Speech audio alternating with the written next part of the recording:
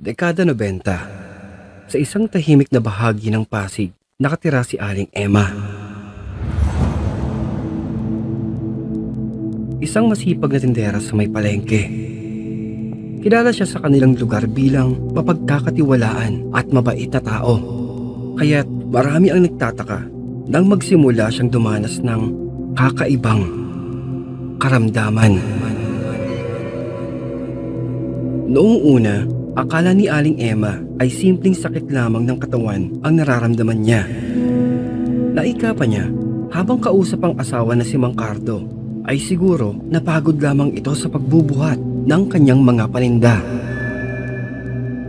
Ngunit habang lumilipas ang mga araw, ang pananakit ay lumipat sa kanyang tiyan. Hindi na siya maayos na nakakatulog. Hirap na din itong dumumi na kahit anong gamot ang subukan niya, hindi gumagaan ang kanyang pakiramdam. Dito ay dinala siya ni Mang Cardo doon sa isang health center sa may Pasig. At ayon sa isang doktor na tumingin sa kanyang asawa, kabag lamang daw ang sanhi ng sakit niya. Niresetahan siya ng mga samot-saring gamot. Ngunit hindi pa rin siya gumagaling. Patuloy pa rin ang paghihirap niya sa dinaranas na hindi malamang karamdaman. Dahil dito, napilitan silang maghanap ng ibang solusyon. At isang kapitbahay ang nagmungkahi na subukang dalhin siya sa isang manghihilot sa may kabilang barangay.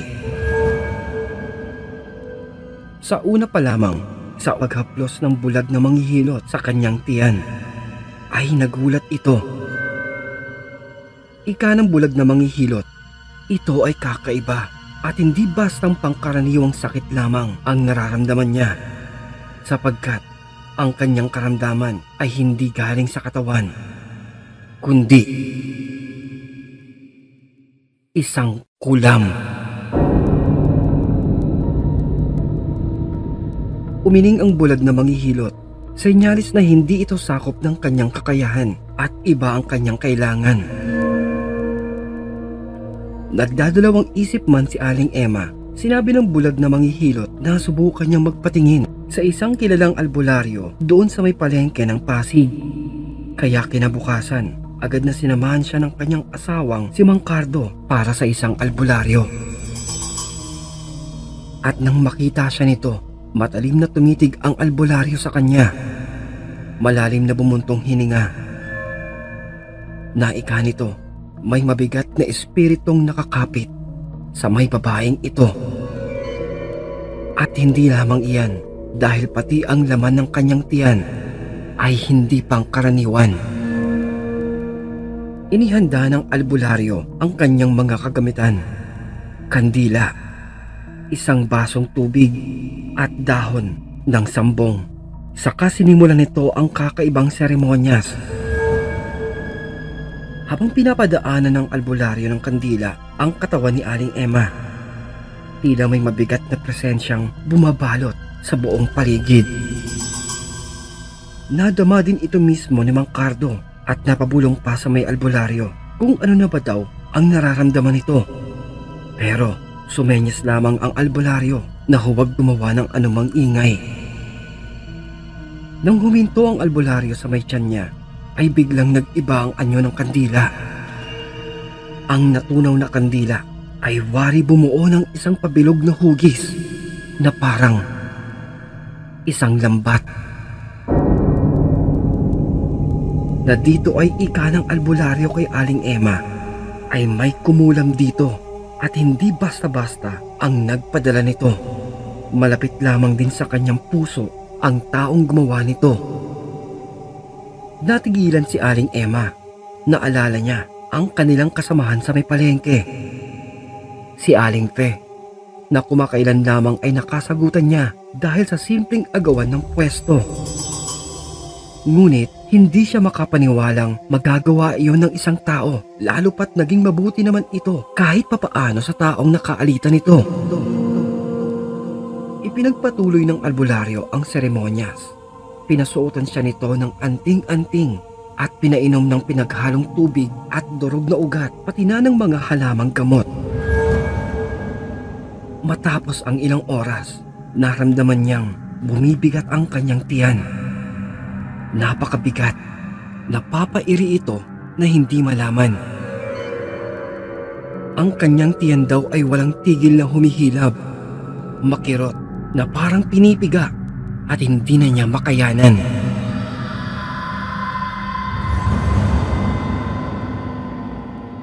Dito ay napilitan si Aling Emang magtungo doon sa may banyo.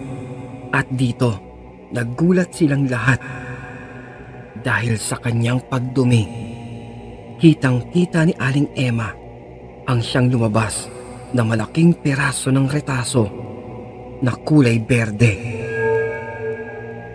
Isang retaso ng kulambo.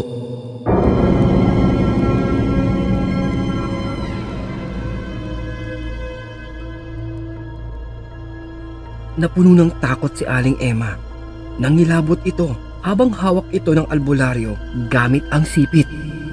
Ika niya, papaanong napunta ang kulambong ito sa loob ng tiyan nito? Mayroon daw itong sukat na 2 dangkal na kabalumbon na wari isiniksik sa kanyang tiyan. Ika pa ng matandang albularyo, ito daw ay malinaw na ebidensya ng pangkukulam. At ito daw ay ipinadala gamit ang isang mabigat na ritual at nagtagumpay na mabiktima siya nito dahil sa isang bagay na sa kanya ay mahina: ang kanyang galit. Natural na kasi kay Aling Emma ang maging sobrang mabait, malumanay, pero hindi nito batid na sa kanyang pagiging mabuti ay may ibang taong ginagamit ito upang gamitin laban sa kanya, katulad ng pagpaparusa sa loob ng kanyang tiyan. Ika pa ng albularyo, ganito daw ang karaniwang mga taong abusado. Mapagbalat kayo, mahilig manamantala ng kapwa-tao, kung kaya ay labis siyang pinag-iingat ng albularyo. Pero nung araw na makaharap niya ang sinasabing babae ay hindi ito nakapagpigil. Nasa pagkakataong iyon ay bumugso ang kanyang galit. Pero sa kabila nito ay hindi niya inaasahan na ito din mismo ang nais ng kaalitan niyang tao. Ang lubos na galit nito. Matapos ang insidente mula sa pakikipagkita sa albularyo, tuluyan nang bumalik ang sigla ni Aling Emma. Hindi man naging mabilis ang kanyang paggaling, ngunit sa tulong ng kanyang mabuting asawa sa walang tigil nitong pag-aalaga, ay bumuti ang kanyang kalagayan. Ngunit may aral silang natutunan mula sa nakakapangilabot nilang karanasan. Ang bigat ng negatibong damdamin, ang masyadong pagiging malambot ay maaaring gamitin laban sa iyo. Pinilit niyang magpatawad kay Aling Fe kahit hindi man nito inamin ang kanyang kasalanan. Itinuring nila itong isang babala para sa kanila. Ika pa noon ng albularyo, ang kulam ay hindi lamang gawa ng masasamang tao. Ito ay nagiging matagumpay dahil sa kahinaan ng ating damdamin. Kapag napupuno tayo ng galit, sakit o inggit, nagiging mas bukas tayo sa masasamang elemento. Kaya magmula noon, naging mas maingat na sila Aling Emma. Hindi lamang sa kanyang kalusugan, pati na rin sa kanyang damdamin at pamimili sa mga tao.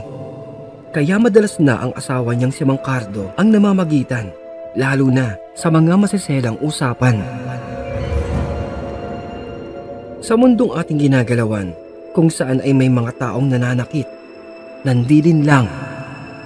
Ang pinakamalakas nating depensa ay ang pananatiling malinis, ang ating puso at isipan.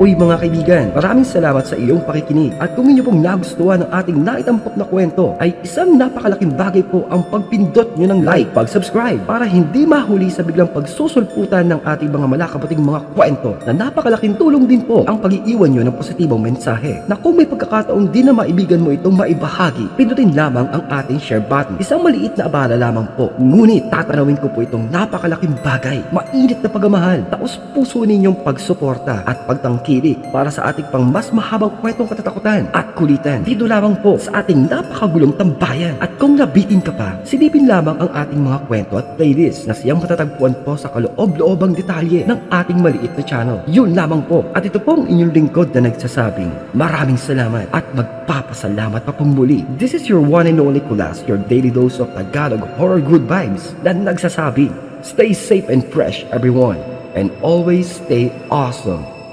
Peace out.